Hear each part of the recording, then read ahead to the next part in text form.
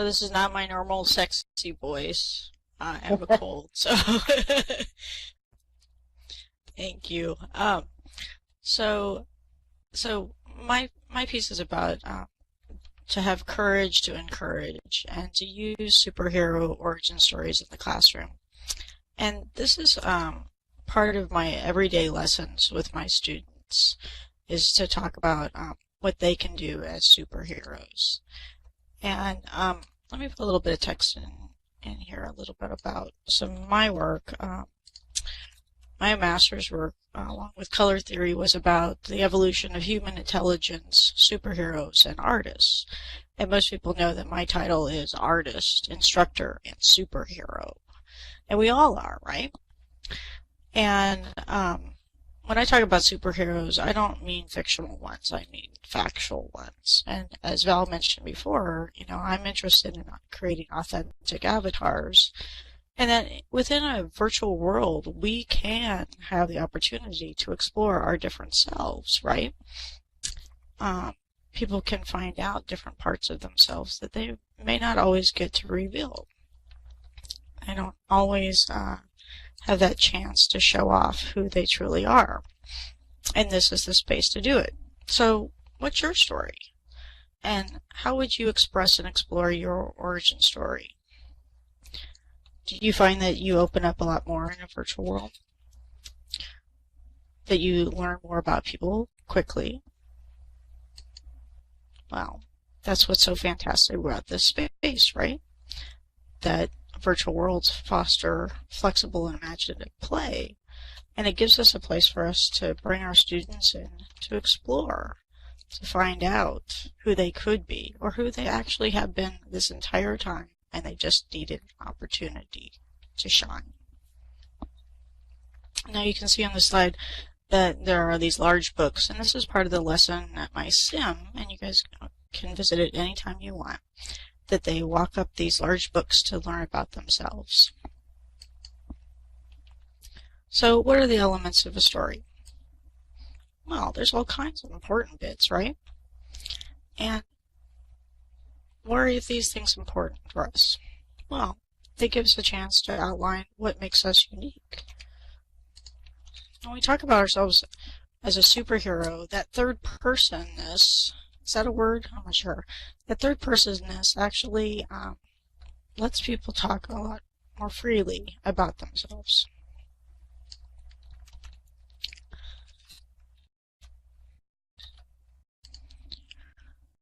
So, what inspires us? Well, these origin stories always inspire us, don't they? Don't you want to know how the hero became the hero? Having the students talk about that allows them to explain how they came to be in school, how they decided to change their lives for the better, and how they could improve other people's lives as well. Also, I'll try to encourage them to build teams through this process. You got to have your super best friends, right? And as they discover their origin story and they share that, it gives myself as an instructor an idea of what motivates them and makes it much easier to give them assignments that are customized to their interests. So here are the different parts of it. So I always try to focus on motivation. What motivates those folks? Well, I got a laundry list of here things that we can do in order to find out. Create opportunities that build confidence. What are humans more afraid of than death? That's speaking in front of an audience, right? Do I do that on a weekly basis? Absolutely. It's terrifying. But you know what? They become comfortable with that. And when they're surrounded by their peers, cheering them on, they know they can do it in any environment. So what are the different steps of becoming a superhero? Well, you start out as a pre-hero.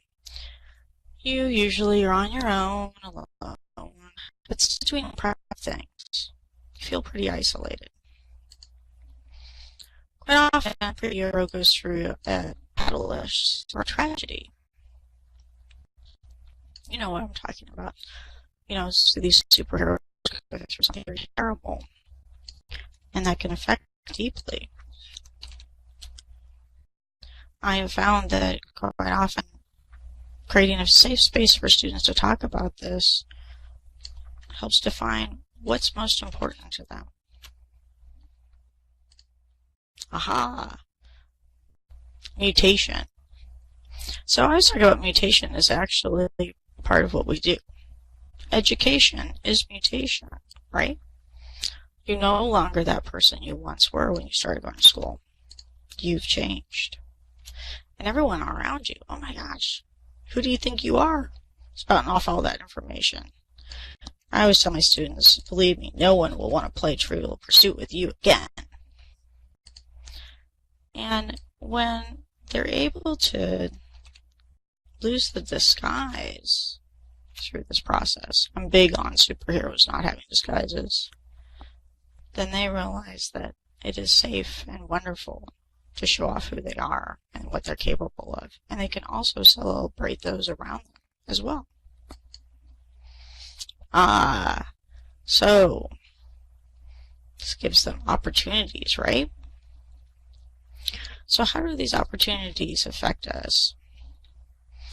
Oh, Princess Claire, I know full well being the one beat up on the playground all the time. So these opportunities come through education, right? And I'm big on the students developing their superpowers even more. Within the virtual world, you know that they can explore, share, meet new people, learn even more, especially amongst folks like you. And through the process, they develop a self-sense that they can do anything and everything. And also that they find out they're not alone like the pre-hero was. Nope, it does not give you an inflated, unrealistic version of oneself. It's actually pretty realistic. It's not, you know, a silly cartoon version. Now, the acceptance and mission. This is part of it. All superheroes have superpowers, and they have super weaknesses. This is why we don't have those big egos. And, oh, thank you. You guys know that this is part of my art, right? So as superheroes define themselves, they accept the good and the bad of themselves. And they also try to find people that can balance out those weaknesses that they might have. They realize that they're never going to be complete, right? They want to keep learning. And that's one reason why we're in virtual worlds, is because we ourselves are those who want to keep learning and learning and learning. I encourage students to define what their mission is and define balanced teams accordingly. And like we're doing right now, we're building those connections and being superheroes in the virtual world. I always compare us to water molecules, that no matter what environment we are in, we always remain constant. Yes, I appreciate the questions, definitely.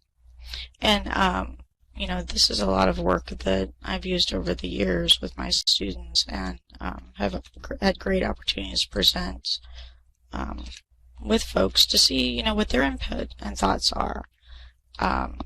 What is that quite often people stumble across my work, and the students have been utilizing it, and it's just a better way to talk about themselves. They're all unique. They're all snowflakes, as I like to say. And they all fall on common ground. So, what are some activities that you can do with students to build them up as superheroes? Well, you can have them develop their own brand. I don't suggest that being a cape, but you can definitely get the colors right. You know, capes are dangerous. You can also have them define how they want to engage with the world and make them do it. Not all talk and not all in world either. Have them create their introduction story, their origin story. A lot of my students have to do that, and I also make them do blogs. They do blog posts every week. Poor things. I also have them define what success is at the very beginning of the term and put that in their Canvas profile. That's how we have our online courses and on-campus courses. When they put it in their profile, that means all instructors will see what they define success as. Could it be grades? Could it be cash? Could it be just trying to make an effort to make things better? Good to see other people using Canvas. Also, putting those folks out in environments that are familiar and alien in order to provoke reactions. Virtual world like Second Life is an awesome classroom to take people on field trips to explore and give thoughts about what they have participated in. As Val mentioned before, one of my students participated in their exhibit. They were fired up and raring to go. They had something that they wanted to share, and it was wonderful to have an environment that they could share that in.